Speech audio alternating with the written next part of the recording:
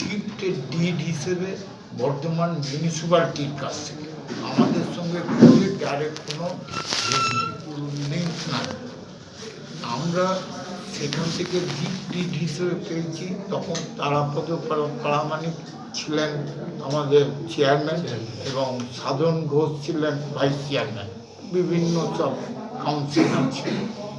তার ওনারা দিয়েছিলেন আমাদের ডিস্ট্রিক্ট ম্যাজিস্ট্রেট, তদানীন্তন ডিস্ট্রিক্ট ম্যাজিস্ট্রেটের অনুরোধে ওই ধোপা পুকুরকে দিয়েছিলেন যে এইখানে স্টেডিয়াম নির্মাণ করে খেলাধুলা চালানোর জন্য।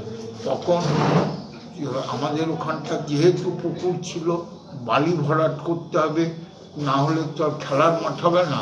আজকেও যার জন্যে আমরা ওই আমাদের যে আগে জেনারেল পূর্ববর্তী যারা সম্পাদক ছিলেন তা ওনারা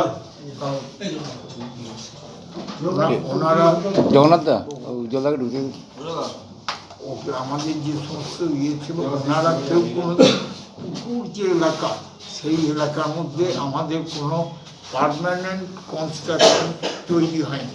আমরা সেখানে কোনো বিল্ডিং করি নাই এবং গ্যালারিও করি নাই। আমাদের গ্যালারি বলুন, খেলাধুলার জন্যে এই জিম বলুন, সব আমরা করেছি পুকুরের পাড়ে, পুকুরের সাইডে। পুকুরের মধ্যে কিন্তু আমরা কোনো কনস্ট্রাকশন করিনি। আজকে জানি না মাননীয় জাজ মশাই উনি বলছেন যে আমরা ওখানে যে ওনাদের কোর্ট বিল্ডিং নাকি বানাবেন। সেটা ওনাদের ক্ষমতায় থাকলে পুকুরকে ওরা কনভার্ট করে নিয়ে করতে পারে, ওটার জন্য আমরা বলবো না। কিন্তু